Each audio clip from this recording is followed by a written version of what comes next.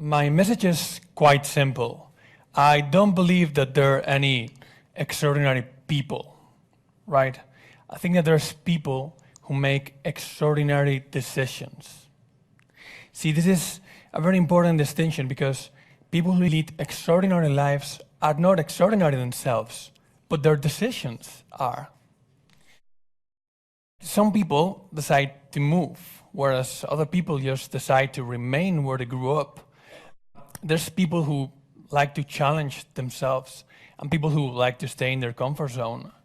And there's people who, for 4 years, maybe more, day after day, just go to the same classroom, sit down, and listen to what a teacher has to say. Whereas others find ways to challenge and question the academic path and find other ways to discover what life has in store for them.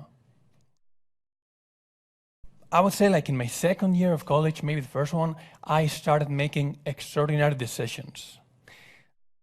Until then, seriously, I had like 0 goals. I was quite lost in life. I didn't think I could achieve that much, to be honest.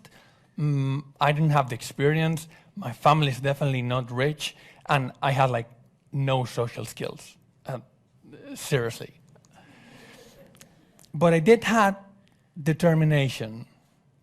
I had determination, and I had 3 really good friends. And that was enough. The 4 of us together started a movement that changed our lives and then inspired many more students to do something similar, but yet different, which is making extraordinary decisions while at university. So you might be wondering, how is that possible, right? For example, I started companies at university. How is that even possible without dying, trying to do such a difficult thing? Well, let's think about it for a second, okay? So these are, in my opinion, top reasons why people would not start a company. To begin with, they might feel that they don't have a capable team. That's reasonable, I think. They lack space or equipment. Equipment can be very important. Bureaucracy can become a little bit too much. I definitely struggled with this.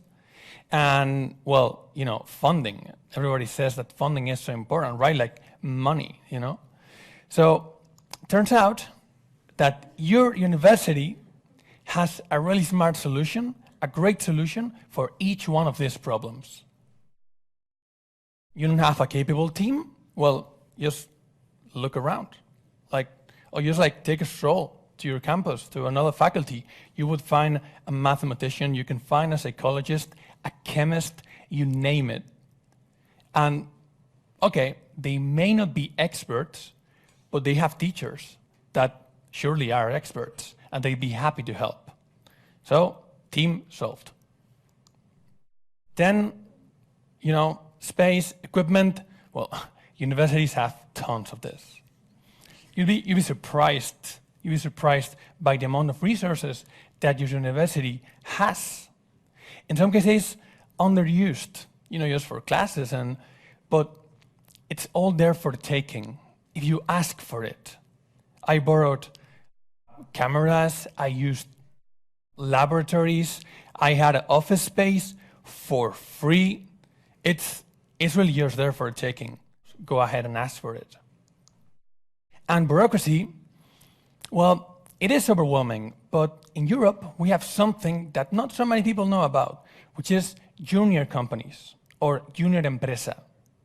What this is technically an association.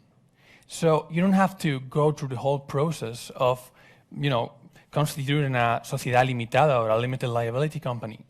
You can just go to the registry, put 0 money up front, and start to operate. So makes everything that much easier. Well, if you still feel that funding is a problem, then the problem is you. Because if talent is free, equipment and resources are free, and of course you have all the bureaucracy sorted out for you, you don't really need the funding. I also wrote this handbook well, I was doing it, that helped other students then after me, and we've all improved it with generations. We call it the WALP Handbook, and contains all the information that you need. How to get the university to hand you an office, how to borrow laboratories, how to constitute a union company. The point is, the bottom line is that if I could do it, anyone can do it. It's totally doable for any student. I want you to please take a look at this chart. It's a calendar, but I want you to think of it as a cycle. It's a cycle, the WALP cycle, that is very much aligned with the academic calendar. This is how we organized our entrepreneurial activity so that it was aligned with what we were doing in college, so we could start companies, lead a revolution, and yet pass exams. So here's how it goes. In June, you can set up a recruiting event. You do an open call and invite all students that are willing to do something out of the ordinary, people who want some real life experience. So what you do is you do this event, then you ask them to send you their info, you interview them, and you pick a few. You pick 10. Why not? Then summer happens. Summer's terrible. But after summer, in September, then the team you recruited, it's possibly more 10, but they're ready to begin the entrepreneurial activity.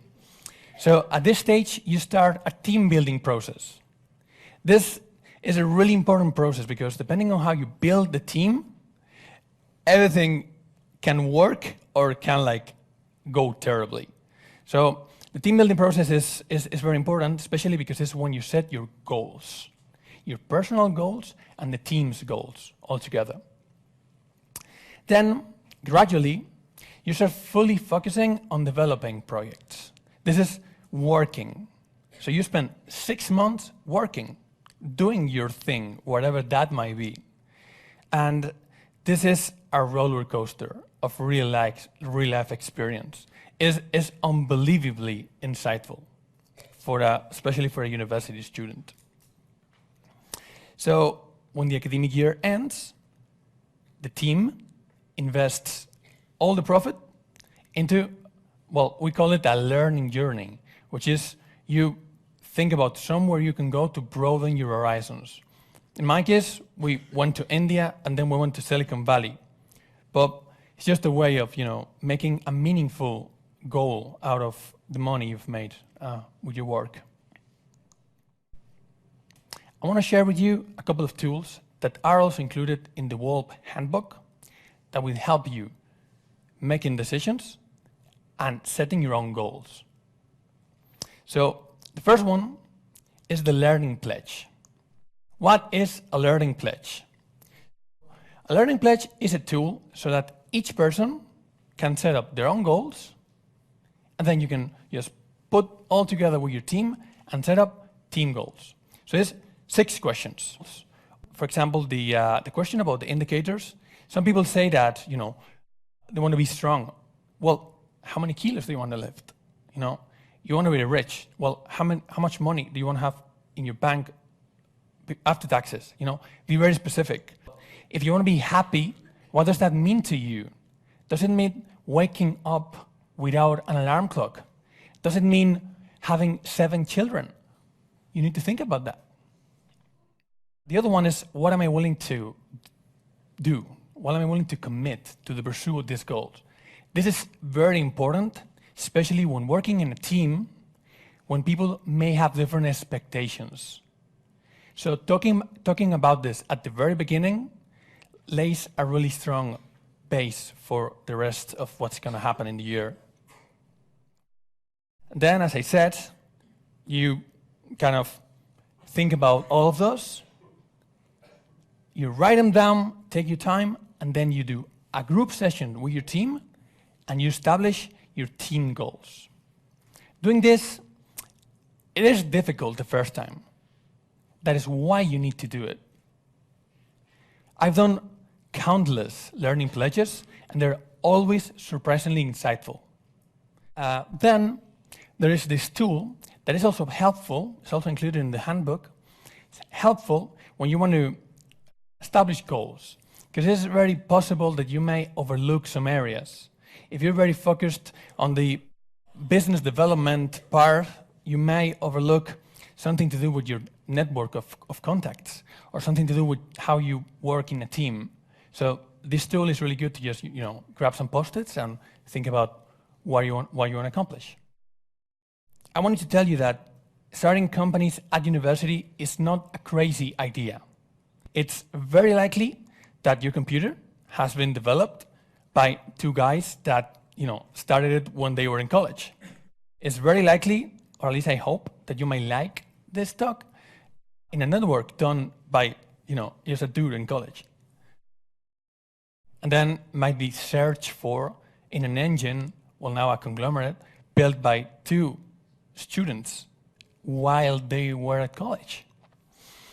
But the key insight that I learned when starting these kind of companies that started in college, is that they never started doing the same thing that then made them successful. And this is very important. They got together to do stuff, and then after some time, they came up with the good ideas. In the case of Apple, they were like acting as clowns in birthday parties. I mean, that was their junior company. So a pattern that I found in this kind of companies is that the way they focus their work is divided into 3 stages. Here's a progression. The typical college startup starts by offering services, maybe to local businesses. Could be like developing a website or an app, or I don't know, whatever you do. And there's a hammer and nails here, because there's a sentence that says, if the only tool you have is a hammer, you will think that every problem is a nail.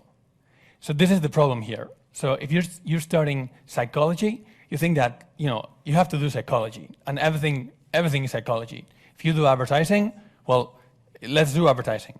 If you do like a computer major, you're like focusing on computers.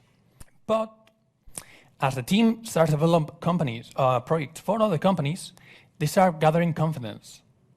And beautiful things start to happen here, because they start wondering, could I start a project all by myself? Just have an idea and make it happen without developing a service for someone who has their own dream, their own product. And there's a stage that is tough, but the junior company starts like toying with this kind of ideas. So they still keep doing work for all the companies, services, all the obvious stuff, but then they start doing more of the entrepreneurial stuff, you may say, like your own projects. And at some point, inevitably, you start getting acquainted with the idea of scalability. Your vision of business and life in general becomes so much more elaborate that you start making right decisions. And this is the point where entrepreneurs are able to identify business opportunities that are really worth it, that are scalable, that become good startups, become the Googles, the Apples, or the Facebooks, among others. That is the key here, that the purpose of creating a company in university is not creating a company in university.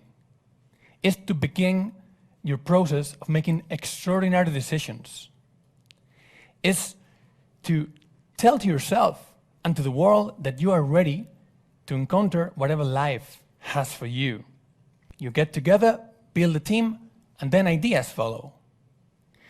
And before just finishing, I would like to, this is a sentence I like a lot, that we know nothing about the future except that it's built with actions of the present. So living an extraordinary life means making extraordinary decisions. But don't wait until the right time, because the right time is always now. Thank you so much.